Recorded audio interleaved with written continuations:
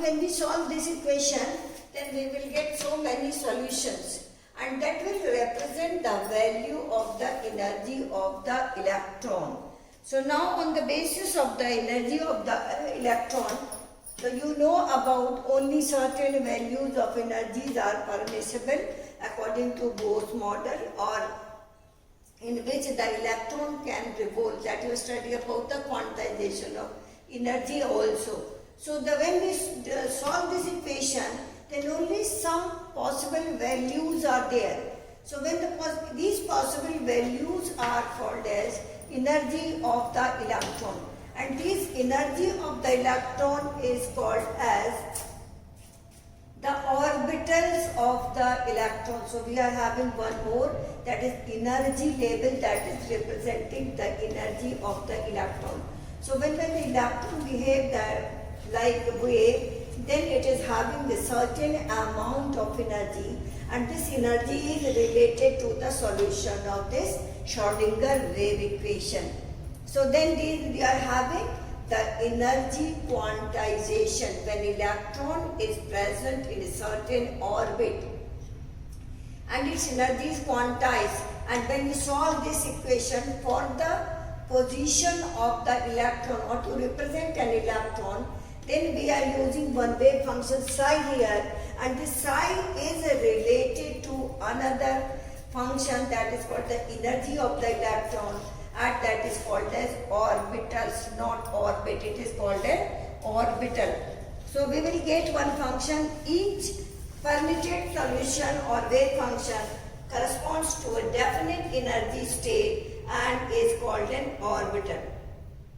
Each energy state or orbital is characterized by the set of three quantum numbers that we will study later.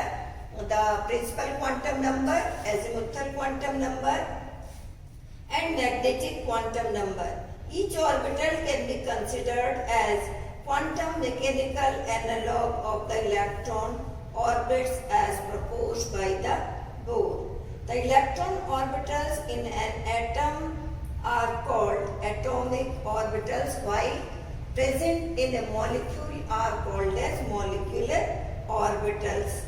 So now in these orbitals, the energy of the electron is constant, or the electrons are having the specific amount of energy. So we can say again, the energy of the electron is quantized. Now there are some important features of the quantum mechanical model of the atom. Then you can write the main features of the quantum mechanical model of an atom.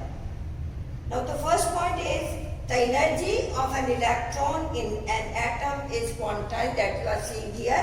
The energy of the electron is in an atom is quantized, that is, electrons can have only certain specific values of energy in an atom. Because you know, when an electron revolving in an orbit, then it is having a specific amount of energy, and only those orbits are permitted for the resolution of revolving of the electron in a particular orbit. Now the second point is the existence of quantized electronic energy state is a direct consequence of the wave properties of the electron. So now we only treat the electron as a wave, not as a particle. So the main behavior of the electron is like a wave. Then we will use this wave function psi to represent an electron wave. Now the third point, because the electron is behaving like a wave, then its exact velocity and exact position cannot be defined. Because when we apply the de Broglie relationship, or you are putting lambda there, that is a wavelength, because the behavior of the electron is like a wave, then we cannot assign the exact position to the electron, because the wave function is not giving exact position, because waves are delocalized in the space.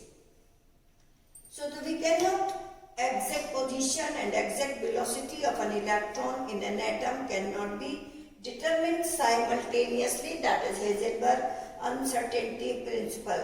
Therefore, it is not possible to determine the exact trajectory of the electron in an atom. Therefore, we consider the probability of finding the electron at different position in an atom. Now the fourth point, psi for an atom, psi for an electron in an atom represents an atomic orbital. An orbital is associated with a definite amount of energy. Since many wave functions are possible for an electron in an atom, there are many atomic orbitals in an atom. An orbital cannot contain more than 2 electrons. Fifth point, all the information about the electron in an atom can be obtained from the orbital wave function psi. The probability of finding an electron in an atom at a point within an atom is proportional to the square of the orbital wave function, that is psi square at that point. Psi square is known as the probability density of the electron. The psi is representing the amplitude of the wave, but when we do the psi, because the amplitude may be positive or it may be negative, but when you do the square of it, the psi square gives the probability density of an electron. Probability density of electron. That is density of charge, you can say. Density of electron, because electron is a charged particle. So the psi square gives the probability density of the electron. So we cannot find the exact position of the electron, but we can find the probability of finding an electron, which is called an orbital. And this is also called as orbital wave function. This is also called as orbital wave function.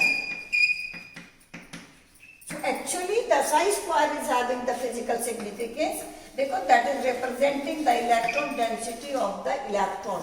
And then we will use the orbital wave function to represent an electron in an atom. So the psi square is important, and then psi is only, now you can differentiate between psi and psi square. The psi is the amplitude of the electron wave, where psi square is the probability density of the electron. So we will use psi square in place of psi to represent an electron in an atom. So you can say there is the physical significance of psi square, but the psi is not significant. So that is for the orbitals. Now you can say in an orbit there are many orbitals, and that's why according to Bohr's model, if you remember, each line is split into fine line, and these fine lines are due to the presence of orbitals in an orbit. So in an orbit there are many orbitals, and that's why the line is split into fine line when we use the magnetic field of higher intensity or electric field of higher intensity. So now we will study about the orbital term also. Good morning children. You have studied about the wave nature of electron and then Heisenberg uncertainty principle. So now on the basis of de Broglie relationship and Heisenberg uncertainty principle, we can say the electron behave like a particle as well as wave. Now we will study the quantum mechanical model of atom. Now when an electron behave like a wave, then it is having one wave function. So you can imagine when an electron behave like a wave, so there is a formation of a wave. Now the wave function, this is represented by psi. It is noted at psi. And the psi is the amplitude of electron wave. We will study about the properties of wave. The psi represents the amplitude of the wave. So for the microscopic particles, the psi, that is wave function, is very important because they can behave dually. And for these particles, we cannot explain all the properties on the basis of the particle behavior. And that's why we use one model that is called as quantum mechanics, or this is called as quantum mechanical model, in which we use one equation, one differential equation, which is called as Schrodinger wave equation. And this equation is solved for the electron, and then we can locate its position in an electron. For example, for the hydrogen atom, when we solve this equation, we got many solutions for it, and for each solution there is a definite value of the energy of the electron. Then we will study about the quantization of energy. So this is called a Schrodinger wave equation, and that is del square psi upon x square plus del square psi upon del y square plus del square psi upon del z square plus 8 pi square m upon h square e minus v psi is equal to 0, which is called as Schrodinger wave equation. Now here x, y and z are space coordinates, meaning these are three imaginary axes in which we can represent an electron. So x, y, z are three imaginary axes and which are called a space coordinate.